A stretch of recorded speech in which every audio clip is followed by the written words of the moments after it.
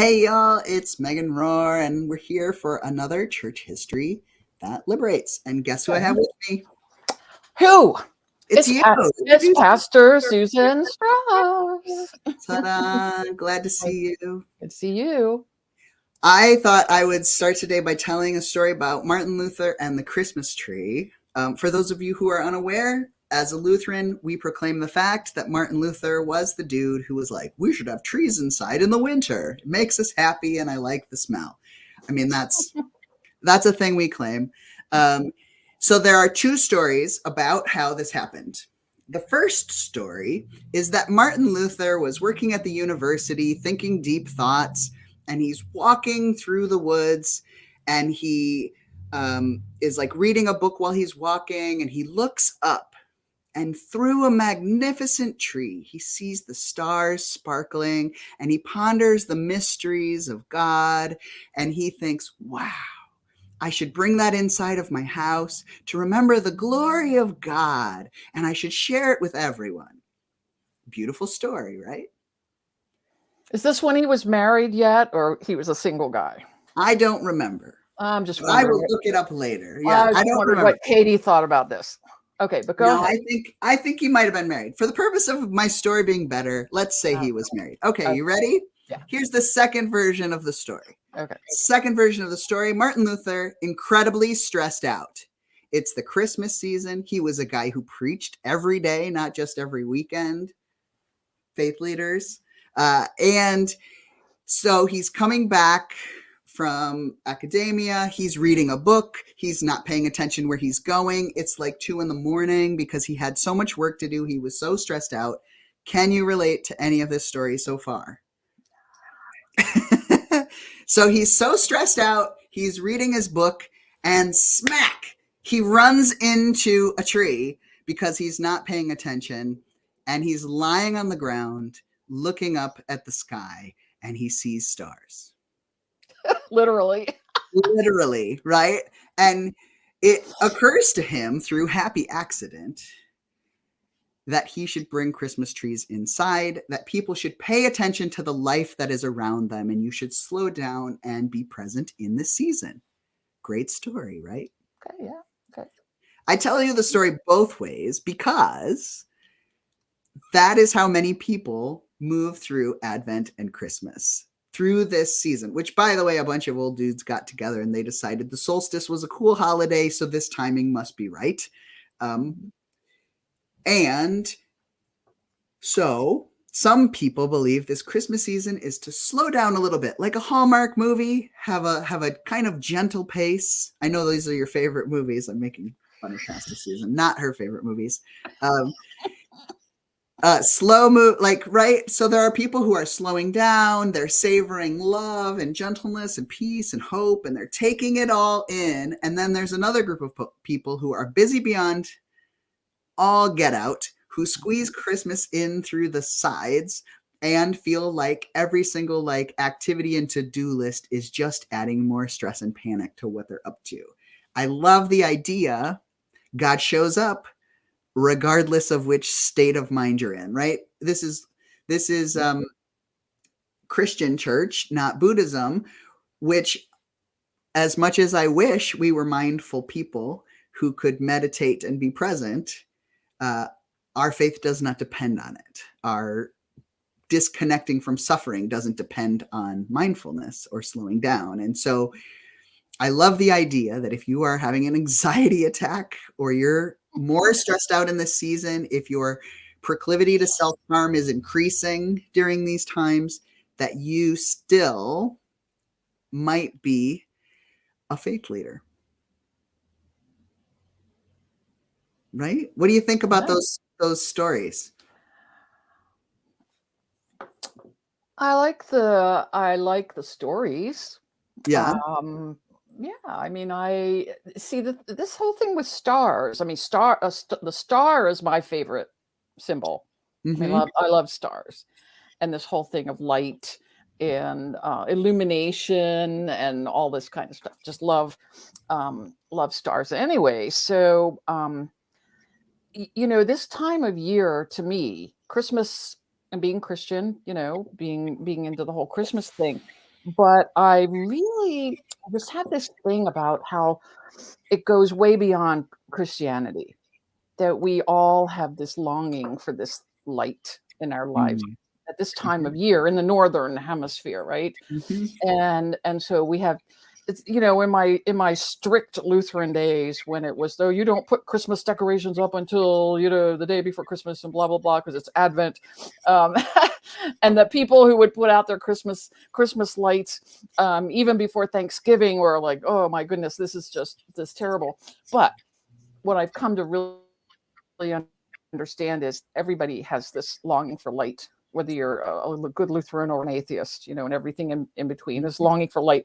And so to me, it's like, hey, put out those lights, put up the lights, and do whatever you need to do to make you feel good in this season, with so many people feeling like the night, not that night is a bad thing or darkness is a bad thing, but especially those of us who have seasonal affective disorder, whatever you call it, that we long for the light. We just long for that light to come back into our lives. So I think that all of the world's religions, most of them have this thing about light. The Hindus have Diwali and Hanukkah, and the pagans, of course, who claim Christmas trees, right? Not Christmas trees. This longing for light. So I just see it as this universal symbol and thing that we do that can bring us together at this time of year. So I guess I'm off track of talking about the Christmas tree, I, but it just reminded me the whole thing of stars and light, that we want to really partake of at this time of year. It's so important for us to do. and for those who are only listening and can't see Susan, there is a giant like sun star kind of hanging on the wall right behind your head in this current moment. Yes, there Right? is. and and part of why I like this story, like in our house, because I have Black children, and so what we say is like, Black is beautiful, but sometimes the night is scary, right? And so when we tell stories about darkness and light, we don't use the words, like we talk about the fact that there are slave owners who use these words to manipulate people and try to tell them God couldn't love them.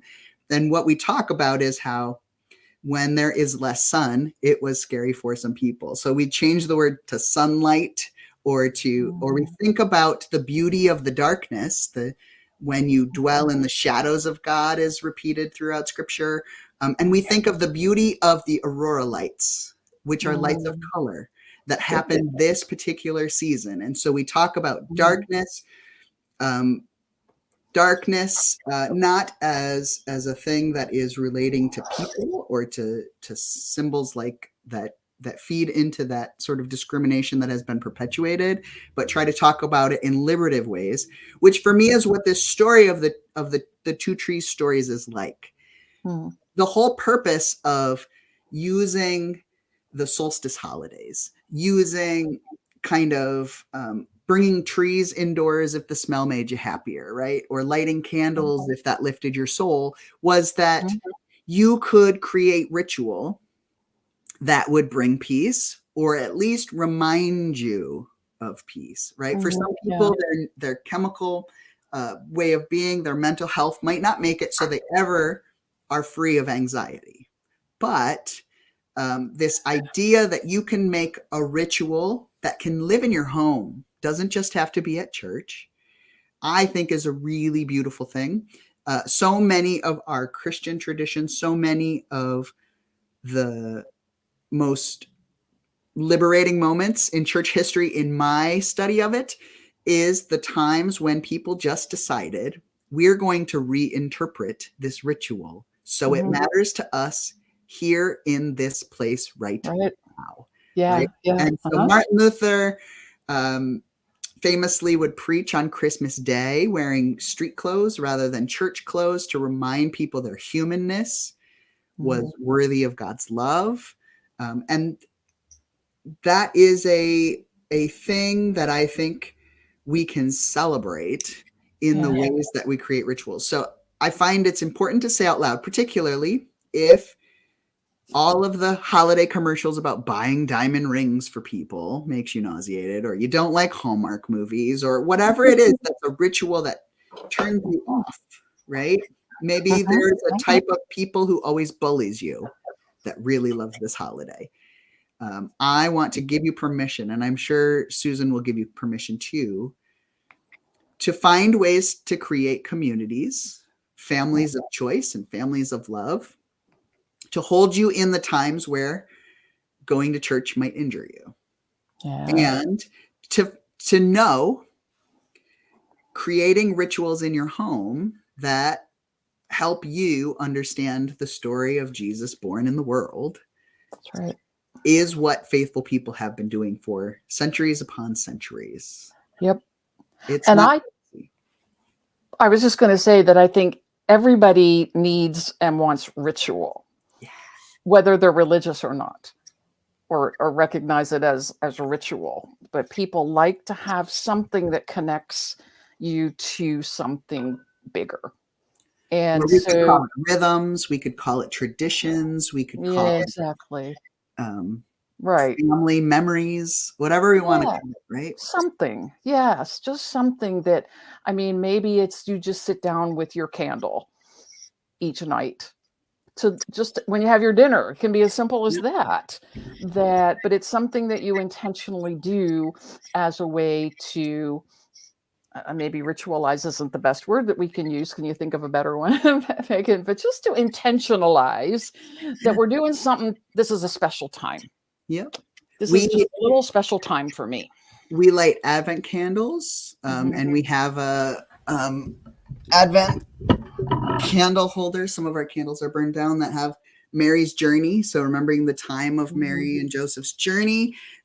Because Laurel's family, some of them died in Auschwitz because they were Jewish in Hungary.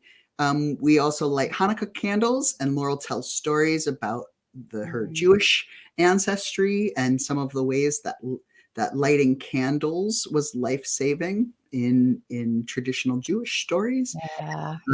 And so we use it as a time of lighting candles and of telling stories and about connecting kind of as family and talking about the things that give us hope in the world. And so my hope is that we can inspire rituals. One of our newest rituals, can I tell you one of our newest rituals in our house? Please do. This is a very Midwestern thing maybe, but this is an old pickle jar. So each member of my family has a pickle jar. And inside the pickle jar, you have written down something you can do that makes that person feel loved, right? So when you're stressed out this time of year and you're like, how can I care for this person, but I ain't got the time to figure out how they want to be cared for. Everybody in the family has written something down. So this one says, have a freeze dance party. Right? So it's a simple thing. Sometimes it's like do the dishes. Like sometimes it's things like tuck me in or read me a book, or some of it's stranger. And I'm not going to tell you because you got to pull it from the pickle jar to figure out the strange stuff, right? But it's a wonderful way for our family to have a ritual. So during this time of stressful holiday season, if someone hurts your feelings, and we ain't got the energy to like work through the problem, you can just hand someone your pickle jar and ask them to take something. Right? And just the simple act of someone showing that they want to care sometimes is worth more than getting to the roots of the thing that in therapy it might take an hour to figure out. And so one of the pickle jar notes says, tell me I'm right in the next fight we have. Like, can I have that one? Right. Yeah, you guys eat pickle jars. You can figure out the kind of jar that works for you. So did you know that pickle juice is a thing for trans women? Really? It is. And Barbara did not know this. I read an article about it and ended up sending it to Barbara, and she goes, "That's why I'm always going into the refrigerator and drinking the juice out of the Crazy. pickle jar." Yeah, so Okay, a so you're thing. good. You've got pickle jars, We got pickle jars. and you can make it We got pickle happen. jars. We got I pickle jars. I don't know if this is just a thing that if you've got like elementary school kids is easier to do. We learned this from the after school program that our kids go to. Aw, When it's hard to yeah. solve a fight, they just pick a way to care I for them. love that. I love that. Maybe we could use this at I church. know I was going to say, how different do you think church would be if that was a thing? The difficulty is that oftentimes the ones who injure people or don't care or who disrespect the community probably aren't going to pick something from the pickle jar. We had a rough patch where if you have one person in the family who thinks the pickle jar is stupid, Oh, it hurts yeah. a lot of people's feelings. So like Yeah, yeah, yeah. I could Oh, see how in a church situation, if you it could went to someone and you said, you hurt my feeling, the and they bigger said, the feel bigger the group, the harder it oh, gets. Yeah, you gotta already have that family kind of dynamic. But that's awesome. I or like you that. got to tough through it or something. I don't know. Yeah, yeah. Think about I gotta think It about would be fun to have a pickle jar like that at church because sometimes people only like they want to help, but the yeah. only jobs they can think of are jobs they don't want to do, like the altar or the ushering or the tax stuff. And Yeah. like, I bet you could have a very creative. You having served in churches as you have could have a very creative pickle jar that's things like weed the yard or call the plumber for me or like just interesting stuff that you secretly are hoping someone would help with, but Ah. you want them to have thought of it themselves. They Uh-huh. think of it themselves by pulling it from the pickle jar. I like it. I'm I not like saying it. you need this, I but know, I know, I people know. in Well, I like general it.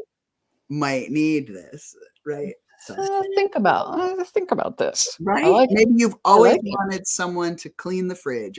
I'm making stuff up because I don't know what your particular grievances are, Print but the bulletins. Print the there you bulletins. go. Print the bulletins. Right. I mean, the danger is that then your Senate council could make a pickle jar of stuff they wish it would have occurred to you to do. Well, But right. Yeah, yeah. at least it's Shorter got a sermons. connotation Shorter that, sermons, please. yeah. Well, But this but is, it's a great idea, and these are the things that we can learn, that we can, create these little ritual kinds of yeah. things that are meaningful to us. We can even do this in the church. I mean, Mhm.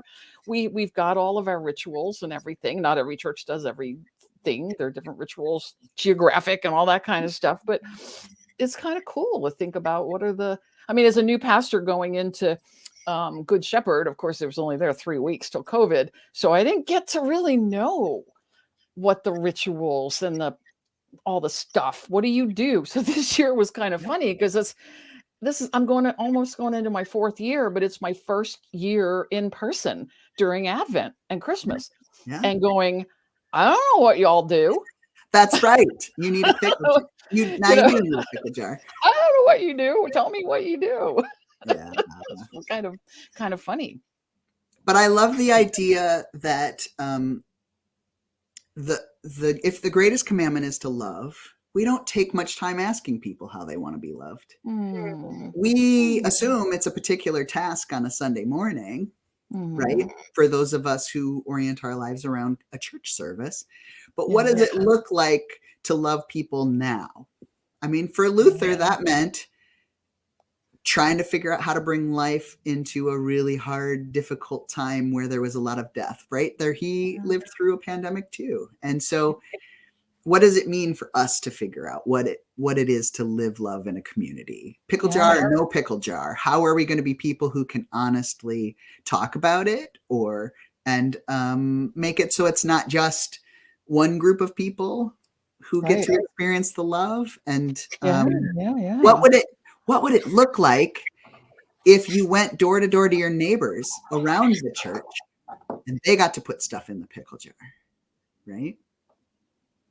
Yeah.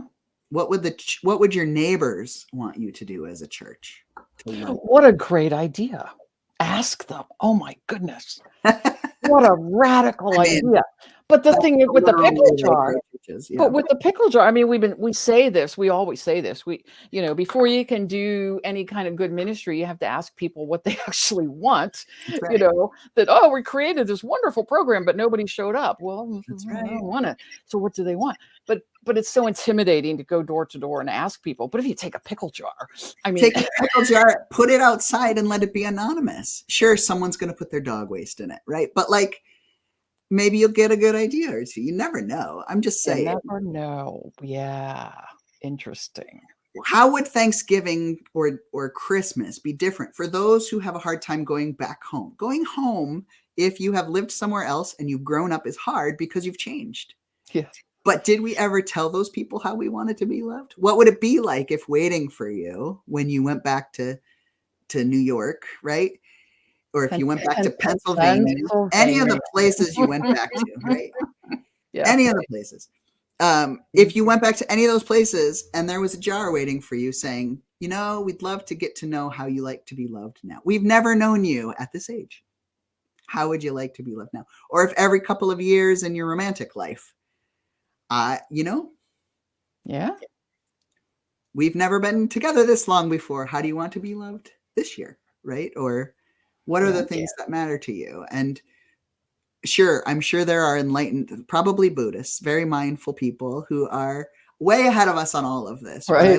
But if that's what ritual is, if ritual is being brave enough to ask communities what it means to love them. Yeah, right. Then by golly, let's figure it out. I'm liking this. I'm really stuck on the pickle thing, though. I have to tell you, because that the pickle ornament, hiding the pickle ornament, is a thing which we have. It is a tradition. Very morbid story for those of you who don't know about it. It's an ancient story about children who were brined by a monster in a pickle barrel. 3 of them murdered.